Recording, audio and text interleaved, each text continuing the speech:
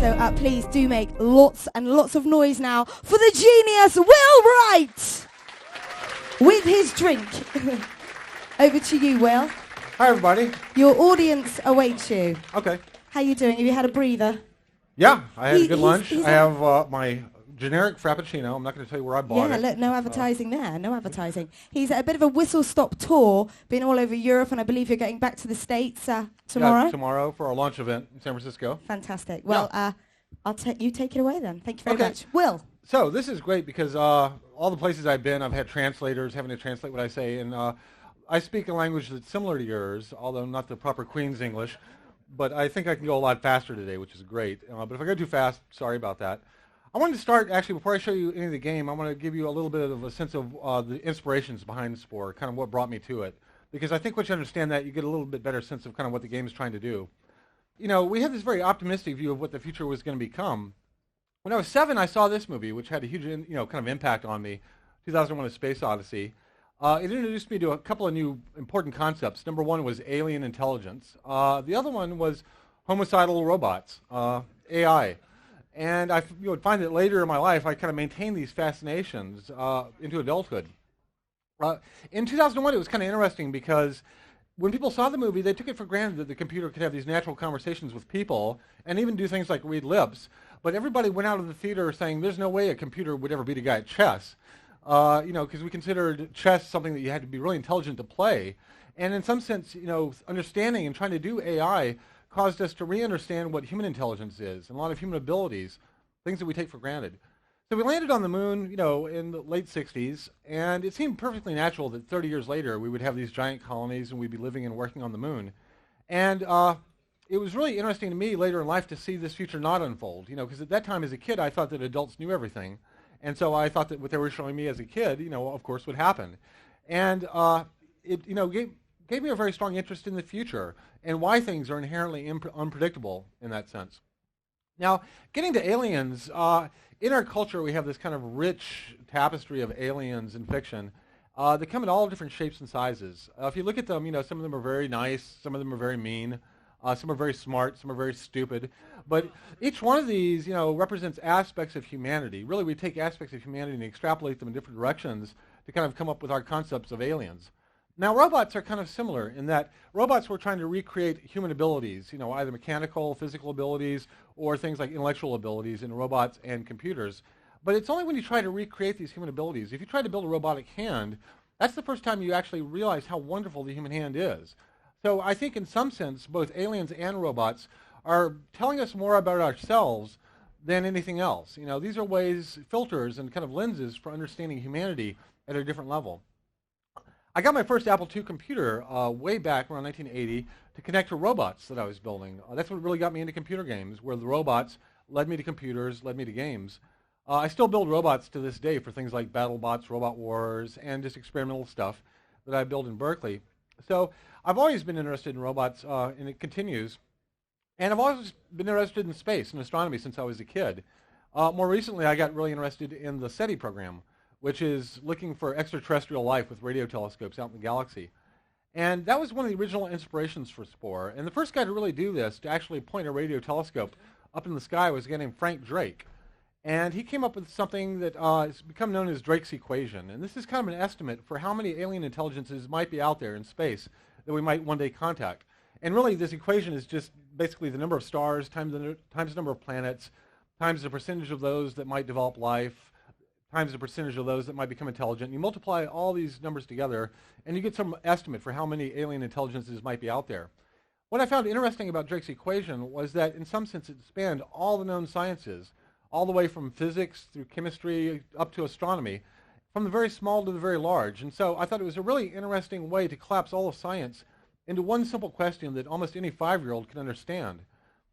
There were other ways of kind of looking at this. There was an old book and film called The Powers of 10 by the American designers Charles and Ray Eames that basically was a picture book of the universe at all these different scales. It zooms all the way down to the atomic level, then pulls all the way back to kind of the galactic cosmic level. So both of these things were heavy inspirations for Spore. Whenever I design a game, the very first thing is I build a box for the game. And this is before I do any coding or anything. I actually mock up the box, both the front and the back, screenshots and everything. And I show it to my team, and I say, this is the thing I want to build. And so it's more kind of a team vision thing. I even do like the system requirements. And so these were our original system requirements for Spore, but luckily they didn't end up being quite that severe. We also do a lot of research. I've read several hundred science books over the course of working on Spore, because that was really one of the things I wanted to convey at a very deep level in the game. Not just science, but science fiction as well. We looked at our favorite science fiction classic movies and tried to imagine what kind of gameplay would these represent if these were in a game. A lot of what we want to do is we want to take things like this, like fiction, and deconstruct it so that the player can recombine these elements later. I think there's a really interesting relationship between what we call story and what we call play. Stories, the best stories that I've really enjoyed are things that I can kind of deconstruct into their verbs, their characters, their settings. I think of Star Wars, and you have like lightsabers, and you have Darth Vader, and the Death Star, and the Force, and all these different elements.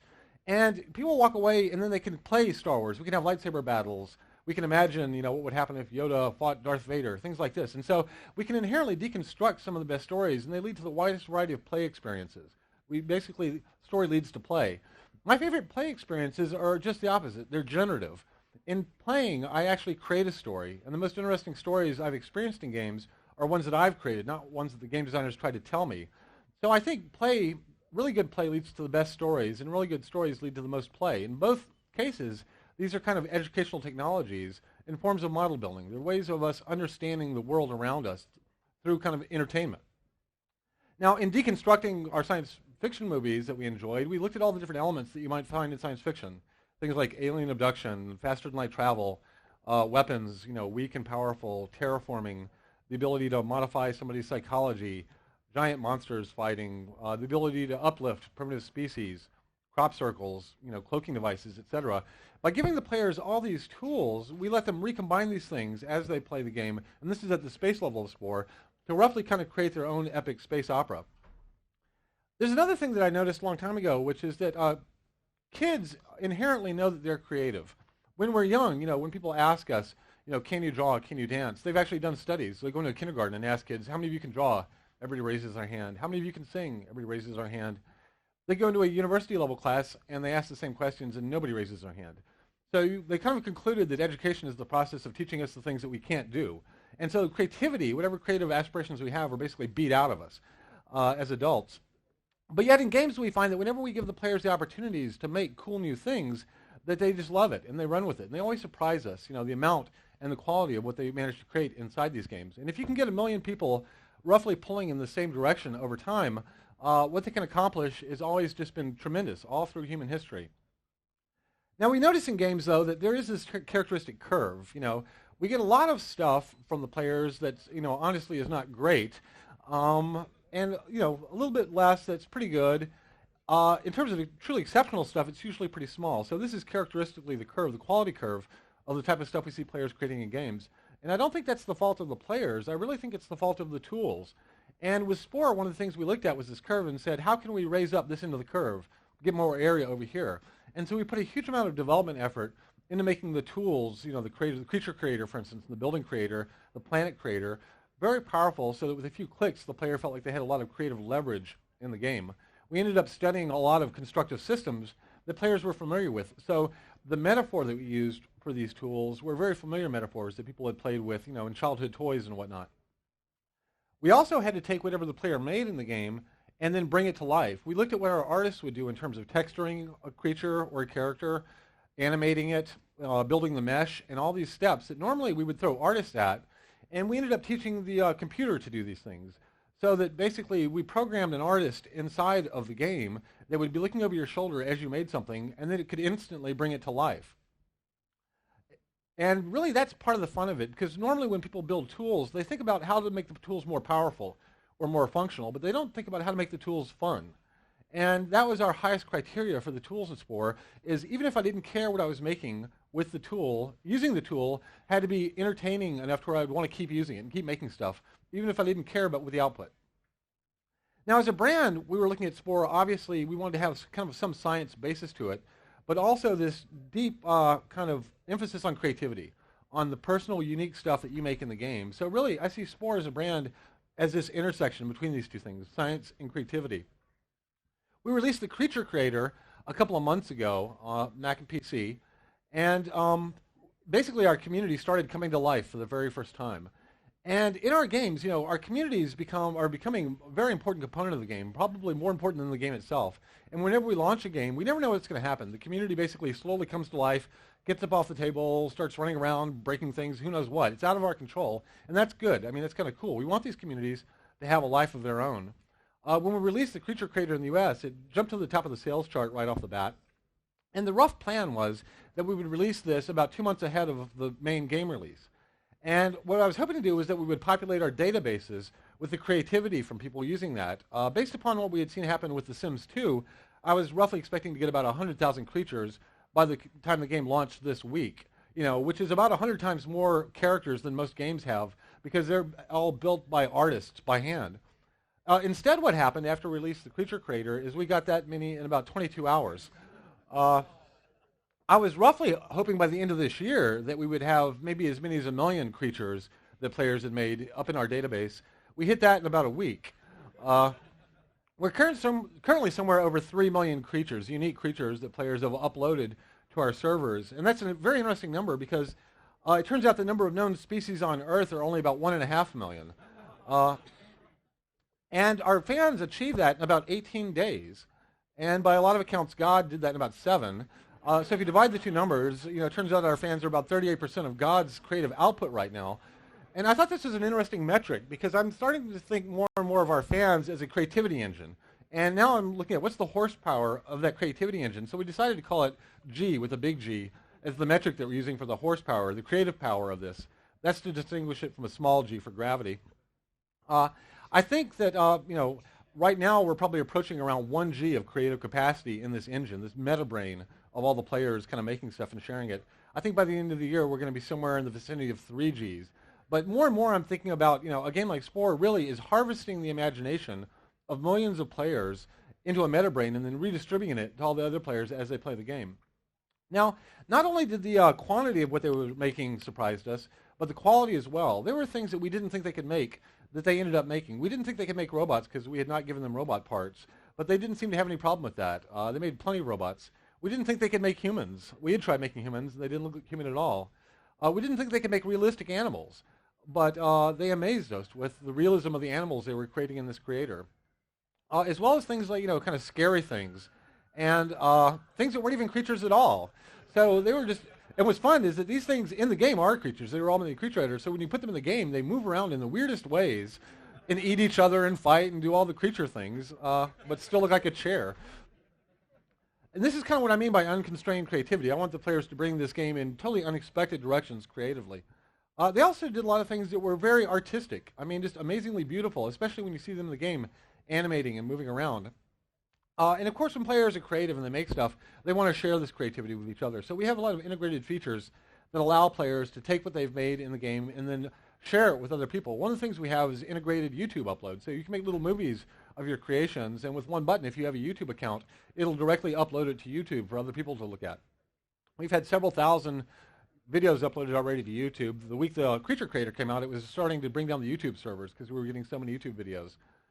We have a fan site or a website in the US where we have a celebrity contest. We asked a lot of celebrities to build creatures with the Creature Creator. And it wasn't so much that we really cared what kind of creatures they were going to make, but it was more kind of a test or a proof that if a celebrity could use it, it must be pretty easy to use. But even then, it's kind of interesting to look at some of the creatures that they made. David Lynch made this kind of creepy Freedom One patriotic thing. Richard Branson made this green guy kind of money-grubbing little thing. Carlos Santana had like the ultimate party animal. And so it is interesting how the creatures that people make end up being in some sense kind of a reflection of themselves, an external manifestation. In working on a game like Spore also, we do a huge amount of prototypes, lots of little pieces of code, little tiny snippets of the game. Some of them are exploring aspects of science or gameplay interface. And we thought it would be interesting to share these with the players. So part of our website now, you can actually go and download a lot of these early prototypes. These are free little things that you can just download and kind of play with.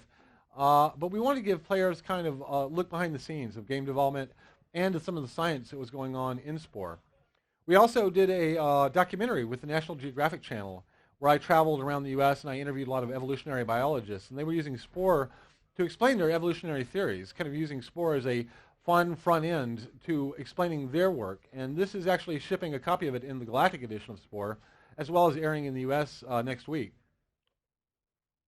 And as I said before, one of the big inspirations for Spore was the SETI program, the Search for Extraterrestrial Intelligence.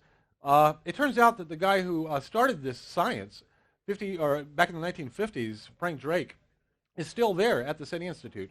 And in fact, he's coming to our launch event tomorrow in San Francisco to introduce the game. So it's really cool to kind of have the scientists that inspired Spore, become associated and see it as a way to kind of expand the recognition of their theories in these sciences.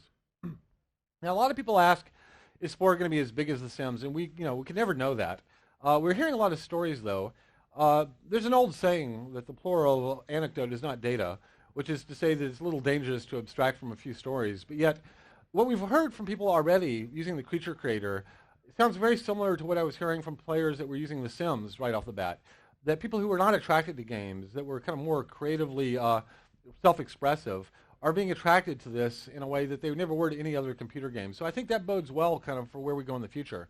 And there are a couple of deep lessons that I want players when they play Spore to kind of walk away with. One of them is that we tend to take science and we chop it up into all these different subjects and we put these artificial walls, but really science is a unitary endeavor. It's an attempt to kind of understand the world. It's a particular way of looking at the world, and I want Spore to kind of represent that. Science is one thing, not as these chopped up little fiefdoms. Another one is I've never seen a good evolution game because I don't think any game before has represented the incredible diversity of life. And it's only with fairly modern computer methods that we have the ability to give players the creative capacity to create huge, diverse sets of life forms. And we've already seen with the 3 million creatures that players have created in our database, tremendous variety. So I think we've already accomplished this one pretty thoroughly. I've always been interested in astronomy, but I've always been disappointed in how two-dimensionally astronomy is represented. We have star maps and planetarium shows, but really space is wonderfully 3D. And when players get to the space phase of Spore, I wanted them to realize how wonderfully three-dimensional and beautiful something like a galaxy is. And even games that deal with space, their large galaxies of gameplay usually are a few hundred stars at the most. But real galaxies are immense. And I wanted to have that immensity represented when players got to the final stage of Spore as well, that there were an unlimited number, millions of unique worlds. But probably the most important lesson that I wanted players to come away from Spore with is that basically anybody can be creative. With a few minutes and about 20 mouse clicks, one of our players can roughly replicate what it would take a Pixar artist several weeks in terms of character creation. So that is probably the most basic thing I wanted people to kind of come away from Spore with. That's kind of the closest compulsion loop that I think players will experience in Spore. So that's my PowerPoint, and now I think we're going to switch over to a game demo.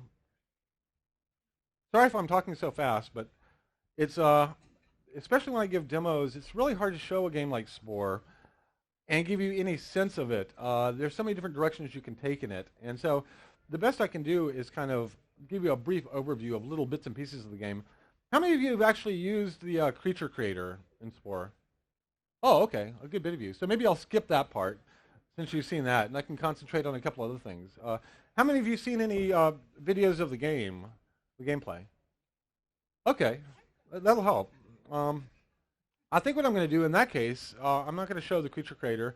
I'll jump into one of the later stages of the game and give you a little bit more sense of the depth that happens at the later levels. So obviously, we have these different levels of the game, starting with cell to creature. And when you buy the real game, you can actually adjust the volume level, so it's not too loud.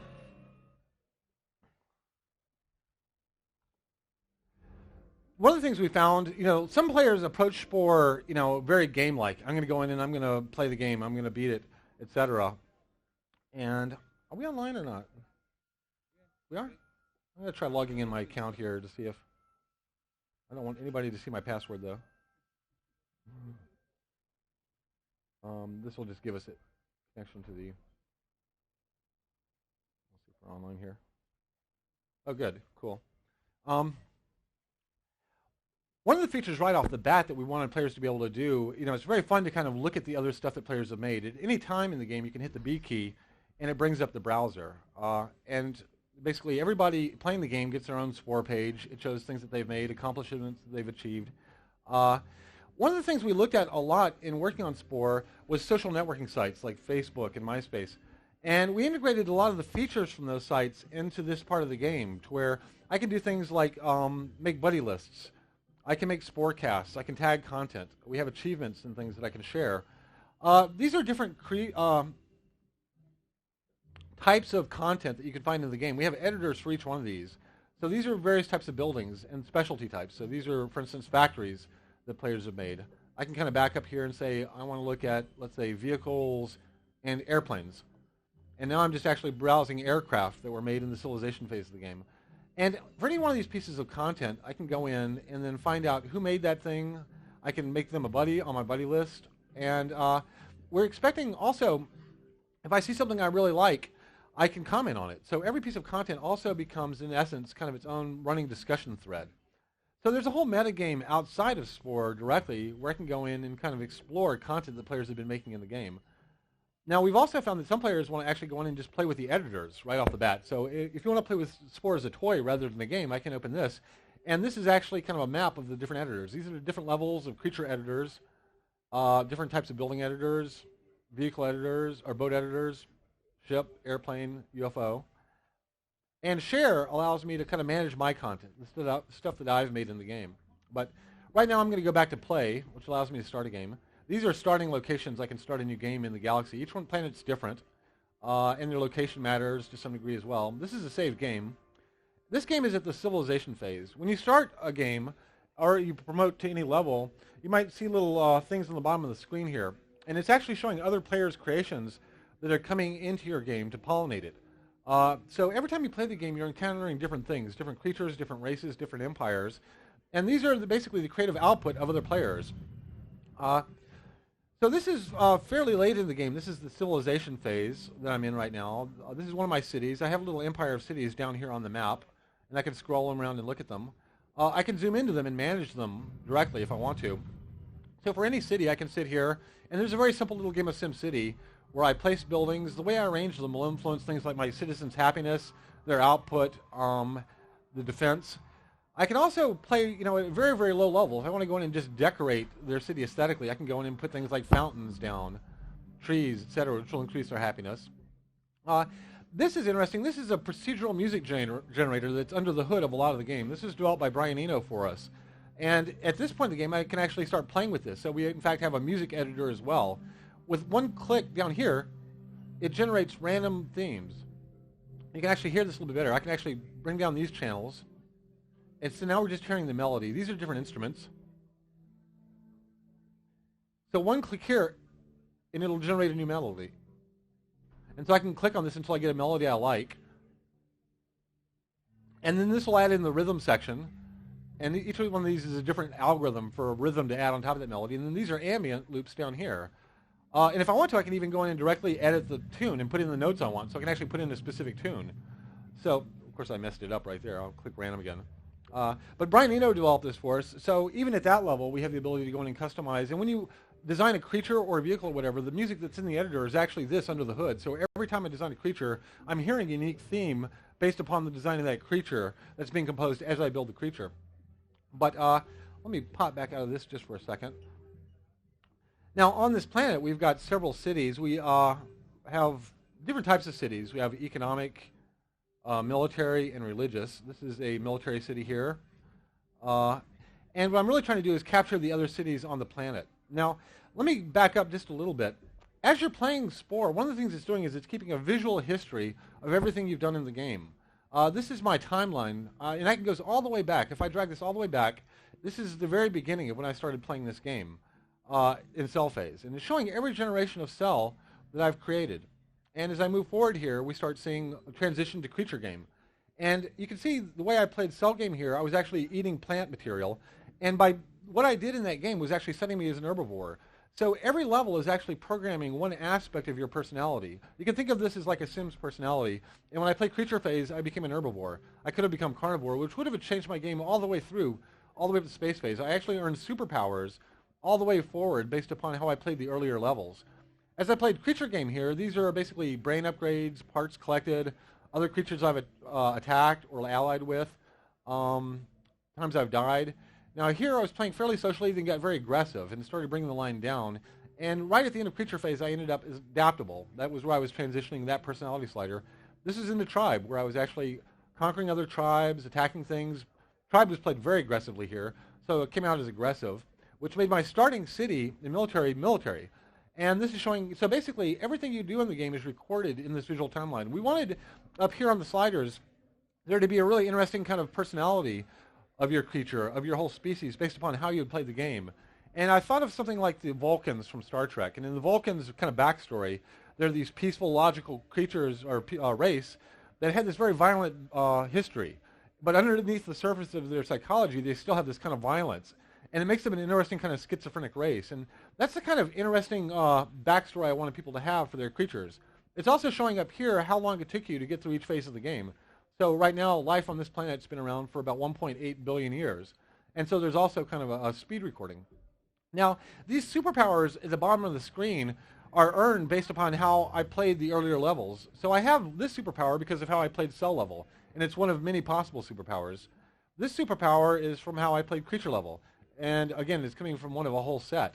Now, these superpowers can give you a lot of abilities. Like right now, because I was so aggressive in the tribal phase, I have things like the ICBM possibility, which now, since I've earned enough money, I could win the civilization game right now by playing that. Let's do that right now so we have some time for Q&A. So what this will do, this will launch a global ICBM strike against all the other cities in the world. If we follow these around, basically it's launching all missiles in all the cities that are not mine. And we'll instantly win the game, but at the same time, it's going to mess up my planet pretty badly. So basically, this is a limited nuclear war. Now, you know, there are consequences to that. So this planet, because I just blew away half my cities, is going to be much less productive and probably have some ecological problems down the road.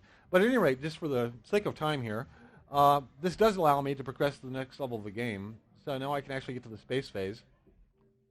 Now, at this point, we're actually going to build our mission control. And every transition between the levels is a little bit different. These are our scientists going in.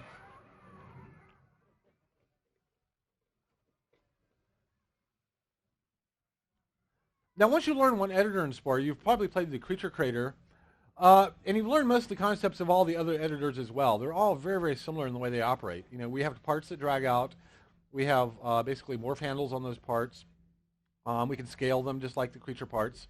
A lot of these parts, this is the UFO editor, the spaceship editor.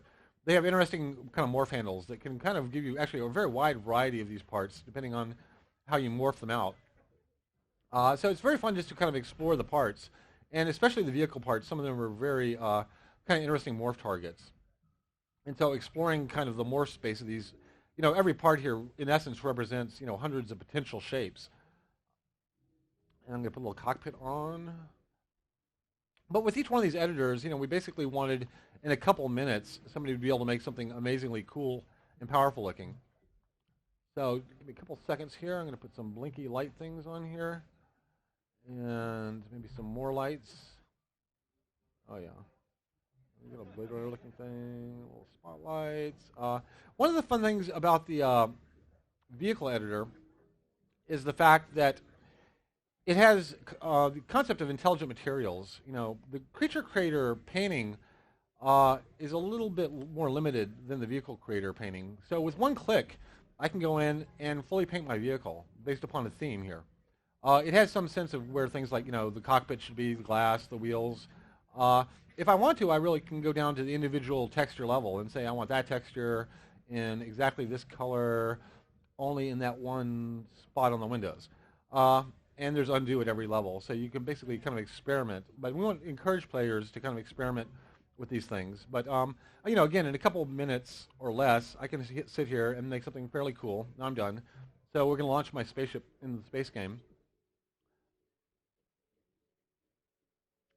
In the Civ game, when I'm designing vehicles like planes or ships, how I design that vehicle will influence things like how fast it is, how armored, how powerful it is. So the parts I use and the combination will actually modify the vehicle's abilities. So here we're now launching our spacecraft for the first time. That's what I just built in the editor.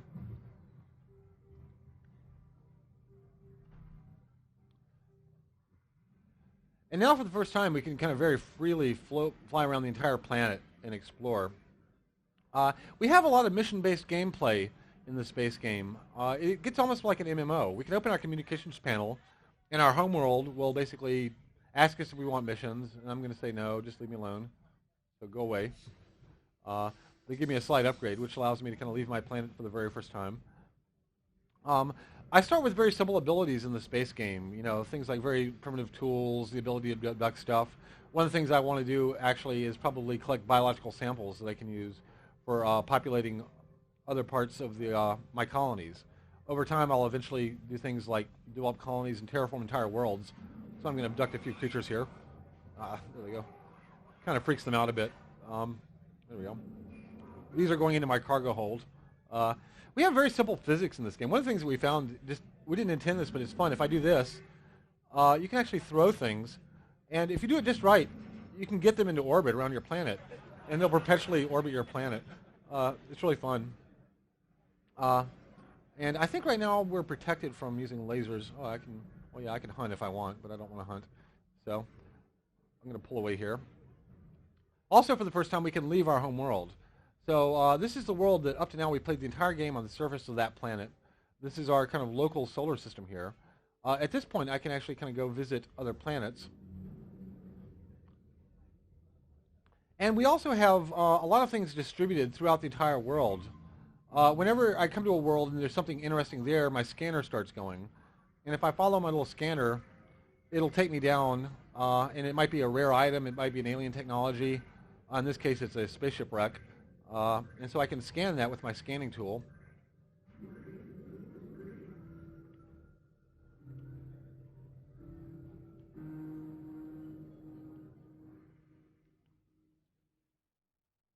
And so a lot of the missions are based upon things that I might explore or discover in the world. And some of these missions are rewarded.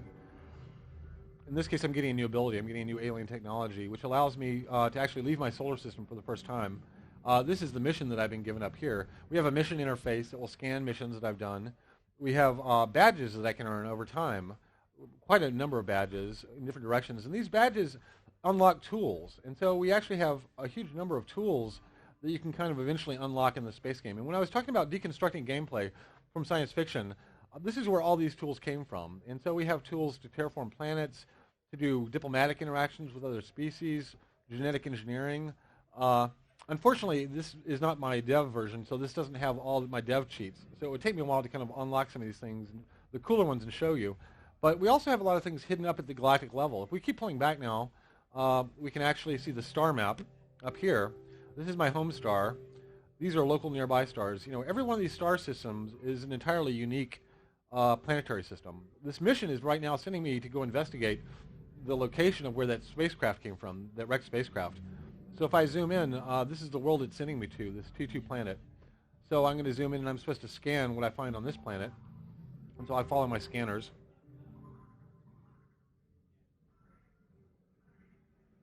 So this is like the remains of an alien civilization that I can scan to find out more about.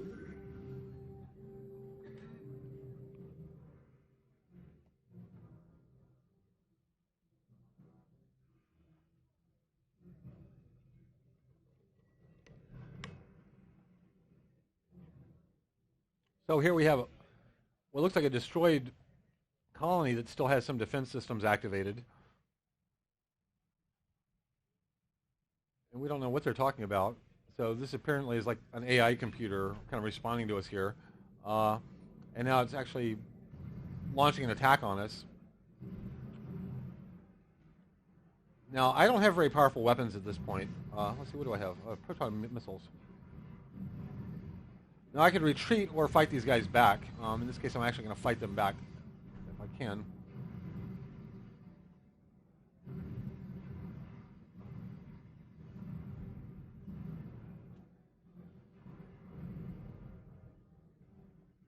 I got them all. Okay. Oh. Okay, so I got them all. Now, these missions can earn me points. They can earn me technologies. A lot of these missions actually happen from me meeting alien races. we have different archetypes in the space game, and depending on how I've played, I come into space as a given archetype. If we go back to our timeline screen here, we actually entered space as a knight archetype, which is a little bit more noble warrior. I could have been a warrior archetype depending on how I played the level before that. And these will earn me certain superpowers like every other level of the game. Let me pull back a little bit more. One of the things we want to do here is actually end up discovering and kind of meeting other alien races in the game. I'm going to go back to our homeworld here. And at this point, because we've accomplished the mission they sent us on, they will give us our reward for that mission. And now they're actually asking us if we want to do another one. So we're going to basically, they've asked us to go out and build an external colony now on another world. And this is where I actually want to tune into things like the ecosphere of a planet. Every planet has a very simple little food web, and it has kind of a climate and a geology. And these planets in some sense are toys that you can kind of slowly go in and manipulate, create. Eventually you can get tools for sculpting the planetary surface. This is a very cold, frozen planet. The planets are actually, the colonies and the civilizations in the Civ game are driven by this raw material called spice. That's what these red plumes are you see coming out of the planet. We can basically mine this, and that helps us kind of collect wealth and grow our civilization. Now this is a very cold, frozen planet, so it's going to be pretty inhospitable, but we can establish at least kind of an outpost colony on this planet, and over time as we terraform it, we can grow it larger. So we use our colony tool, actually levels out the area, and deploys colony structures.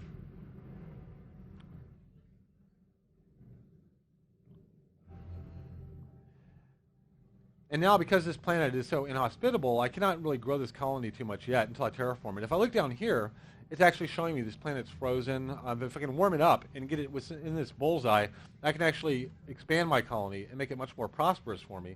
But I need to get some terraforming tools before I can accomplish that. So basically the tools I earn by doing missions, there are totally different directions in which we can play this space game. You know, I can play it economically as a trader. I can play it kind of militarily if I want to have a lot of battles. I can play it, I can go to primitive civilizations and drop a monolith, spark intelligence in them, and have them come up and worship me as a god later on. So there are probably about 10 different metagames that you can choose to pursue in the space game. But I'm going to stop here just because I could demo this thing forever. And I want to leave a few minutes for Q&A. So we have about 10 minutes for Q&A. So let's do that now, and I'll stop the demo. Yeah. Do we have any questions for Will after that? Thank you very much for that, Will. Sure. Any questions, just raise your hand. Can't see too well. Over here, please. Yeah, thanks. Obviously, it's a very ambitious game. I was just wondering if there was any ideas you just had to say, well, we can't do this technologically.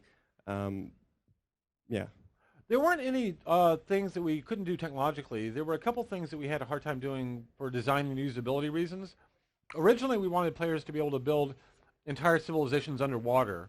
And we tried prototyping that in a number of different ways where you could do unit selection and commands in 3 dimensions. And we never discovered a really usable solution for that problem. So we ended up forcing you onto land to evolve a higher civilization. That was kind of about the only example I can think of right off the bat. In most cases, we ended up exceeding what we originally wanted to do. Originally, I thought about procedural music, for instance, but I figured, I'd never heard any good procedural music before. And it was about halfway through the project that Brian Eno got involved. And he'd actually been thinking about it for years and had some really good ideas. And so that was something that I think we ended up exceeding our original goals. And also the social networking features, the way you can kind of connect, make buddy lists, make collections from other players. That was something that wasn't really in the original concept. The original concept was that all the sharing would be absolutely transparent. So I'd say in most cases we exceeded what we had originally intended. In a few limited cases we didn't achieve what we originally intended. Does that answer your question? Lovely, thank you. Any more questions? In the back there. He's right at the back. You might want to run round because he's like behind the seats. Cool. In the middle, denim jacket in the middle. He's bringing you a microphone right now. There we go. There you go. Do you have any opportunity at the later stages of the game to go back to the civilizations stage and just maintain your own planet? Well, when you're actually at the space phase here, as you just saw me drop a colony, we pretty much have the full civilization game in the Civ phase. I can actually go into this colony right now and do just about anything I did in the earlier phases. I can design the vehicles, the buildings, the music. So in some sense, the space phase is a superset of the Civ phase, not the tribe phase though. I can also encounter lower orders like tribe and creature level, which we have gameplay for, but I don't actually go back and become that creature, because then you would end up with kind of a logical implausibility. I mean, how do we keep track of who you are if now you become that creature? You're now a subset of another saved game. On the other hand, your different games coexist in the same world. So I could play one whole game up as, let's say, the Klingons, and then go back and start another game nearby and play them as the Romulans, and now interact with my other save game and have an epic war between the Klingons and the Romulans. So this is kind of like The Sims, where I could build one family over here, save that game, build another family over there. Now the computer is running my first game on autopilot. So the idea is that you can build these, very specific kind of space operas around different save games that are interacting at different levels. So, for instance, I could build a creature game up to some level, and then come over to my space game, do something to it, and then go back and start my creature game again. Stuff like that. Cool. Thank you for your question. Anyone else got a question? Hi. Oh, hello. Are you thinking of this as a single-player game or as a sort of massive multiplayer game? It's actually neither. It's a hybrid between the two. We're calling it a massively single-player game. Multiplayer games really are based upon a synchronous model of player interaction. And they have a number of design drawbacks. Number one, you can't let the players cheat. You can't let them pause the game. You can never let a player get particularly powerful because it ruins the experience of the other players. And usually you have to charge a subscription fee for them to play. Those are all the drawbacks. The benefits are you can have a world that's being massively constructed by 1 million players. So we're trying to get the benefit of this massive creative kind of co-construction without all these design liabilities. Our model for Spore was really more things like Web 2.0 social networking sites, where I can go to your Facebook page, we can share content, we can be creative, but we don't have to be online at the same time. That's another problem with online games, is that the synchronous thing puts requirements where if each one of these planets was another player that had to be online simultaneously, that means that 95% of the galaxy would be closed to me. The planets, the players are not online, so I just couldn't go and interact with their worlds. We wanted the player to be able to go anywhere they wanted to at any time, plus have the ability to get massive powers. And later in the game, I can blow up entire worlds, eradicate entire species. We can never give a player that amount of power in an online game. So really, Spore is this kind of interesting hybrid. As far as I know, the first kind of hybrid game between those two that I know of. Thank you. We have a question at the back there, the white top. Oh, yeah. Hi. Just a quick question. You said that the underwater cities aren't going to be in there. Right. Are there any plans for perhaps via an expansion pack or anything like that to include We have a long list of things, that we might have wanted to put in the original game that now go on the expansion pack list, and that's definitely one of the top items on that list. But it's still, like I said, it wasn't a technological problem, which means that it's not about us throwing more time and effort at it. It's a usability problem. So if we can come up with an interesting usability solution to it, there's a good chance we'll add it, but we don't know yet. A question down at the front here, gentlemen. Sorry, we'll try and get round Okay. most of you. Hi. You mentioned about the creator that everybody in the family liked to play it. I was looking at the game from the perspective of girls. Yeah. What kind of thought have you put into that? Well, we tested the game extensively on casual players, Sims players that tended to be more female. One of the things that we found is that there are groups of players that really like having goal-directed activities. And I think Spore has more of that than a game like The Sims. But we have other groups of players that really enjoy creative things and being able to express themselves and share and have social connections. And so that's why at the top level of the game, we let players just go in and play with the creativity toys. And so for a lot of players, they're going to be using this game to basically construct an imaginary world. I wanted a player at the end of the game to feel more like George Lucas than Luke Skywalker. That in some sense, playing the game basically extracted an entire imaginary world from them, in an entertaining way. And for, I think, kind of our casual Sims players and maybe more females, that's going to be a more attractive form of entertainment than the mission-directed kind of goal-oriented gameplay. Sorry, can you just bring the mic down so we can he was hear the asking question? if that goes up to higher levels. You mean age-wise? Would they be able to feel like they're progressing in the game, or are they going to just be stuck? Another thing that we have, I didn't really point out, was that we have, for the first time in games that I've worked on, difficulty levels. When you start a game, you can start it on easy, medium, or hard. We tuned easy so that the average casual Sims player could actually get through all the levels pretty easily, and the game wasn't really like kicking their butt. We tuned hard for a pretty hardcore gamer. I actually personally have not completed the game on hard yet, which kind of annoys me, but and medium somewhere between the two. So that way we can let the Sims players progress through the levels and not get stuck, because they're not a hardcore gamer.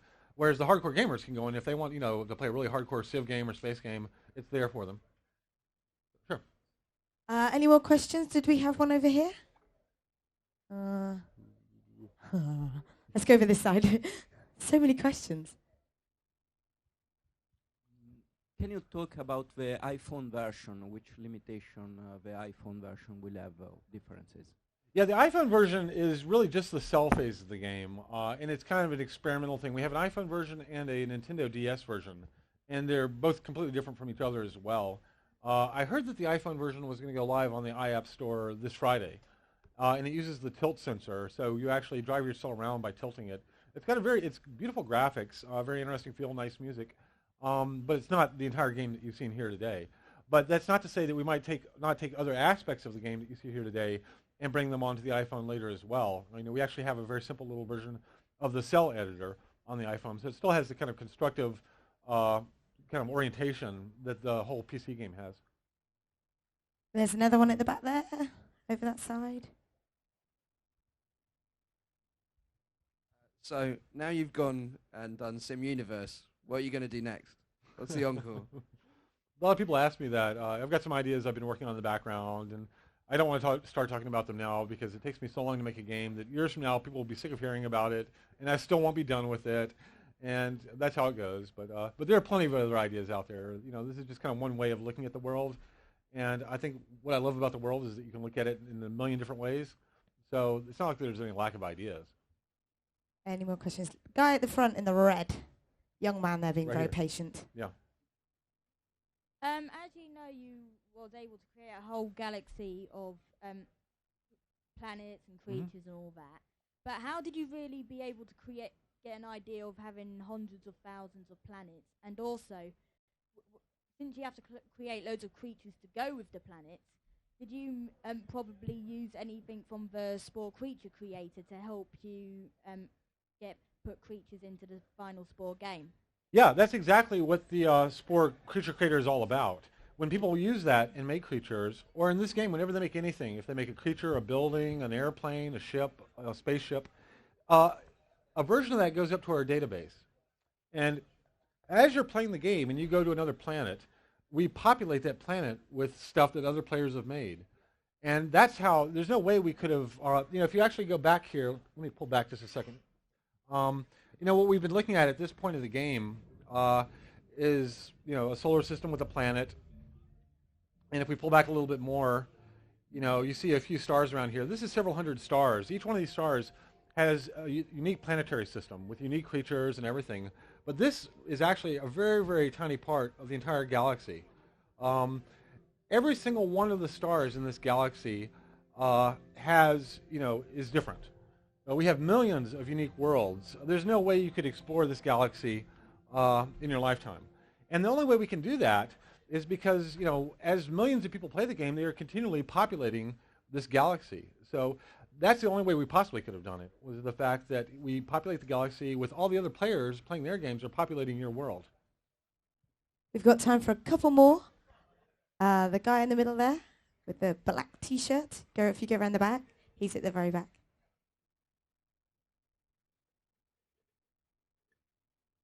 You okay, Will? No. Do you have any funny stories from your time working on the Spore team? Any funny stories, was that? Lots of funny stories. Come on, we want to know yes. about all the private stuff. I wouldn't even know where to start. It was interesting because when I first went to the executives at Electronic Arts, and I had no prototypes, no concept art or anything, I started waving my arms and explaining, it's going to be this game, the whole galaxy, and user content, and it's going to go back and forth. And it was pretty clear the executives had no idea what I was talking about. Absolutely no idea. But they just said, go off and make it. It sounds cool. That was no challenge at all. But then I got my core team together. It was handpicked. My art director, my audio director, my other designers, my producer. And I sat down with them and I described the game to them. And they all looked at me and said, you're crazy. There's no way we can build this, And so I spent months actually trying to convince my team to make this game, whereas the executives had no problem giving me millions of dollars to go build it, And so, yeah, it's been a very unusual project in so many different directions that I can't even begin to tell you stories about it. It's taken a while, though, hasn't it? How long has it taken? Well, I started actually working on it about 7 years ago, but that first 2 years was pretty much me just doing a lot of research. I started building the team about 5 years ago on the project. Long time. Yeah. Any more questions for Will before he has to jet off back to the States? Yeah, we probably have time for about maybe one or two Yeah, more we're questions. just we're hanging on for. Is she back, Sophie? No, not yet. Okay. We do have time for two more. Okay. Two All more. right. Lady at the front there. Can you blow up the other players' country? Well, see, She wants to kill other people, Will. Can She's she asking, do that? Can I blow up other players? Yeah. Now, again, one of the points of this not being a regular online multiplayer game was the fact that we wanted the players to be able to eventually go around the galaxy doing whatever they wanted to, causing havoc. In fact, at the higher levels, you can go blow up entire worlds and eradicate entire species. And we could not let that happen in a regular multiplayer game. So what's happening is I'm playing with a copy of other players' stuff. When it comes into my machine, the computer now takes control of it. When you make a creature in the game, a version of that creature goes up to our database. And when other players play the game, they ask our database for creatures. And so your creature ends up being teleported as a copy to other players' games. When things happen to all these copies of your creature, you get reports back on what happened to it in all these other parallel universes. But it doesn't kill your original creature in your game. So somebody might encounter your alien civilization in their galaxy. They might go to war with it. They might have a giant war and blow up all your planets, but they haven't destroyed your original back on your machine. You'll actually get reports back, and we're actually going to have rankings on our website. You know, the most destroyed creature, the most appreciated creature. And so this is, again, where it's more like a social networking site.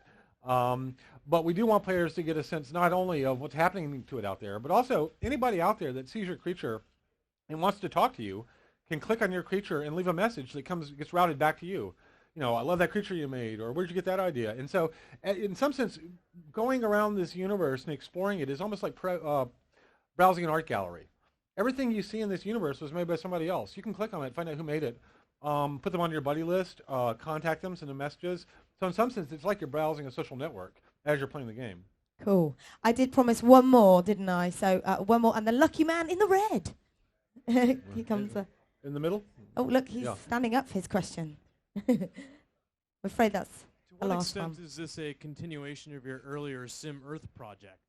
Actually, Sim Earth had a lot to do with this. Sim Earth was a game I did many years ago, and it was way back when computers weren't that powerful, and it was a very detailed simulation of Earth and dynamic and climate and stuff like that.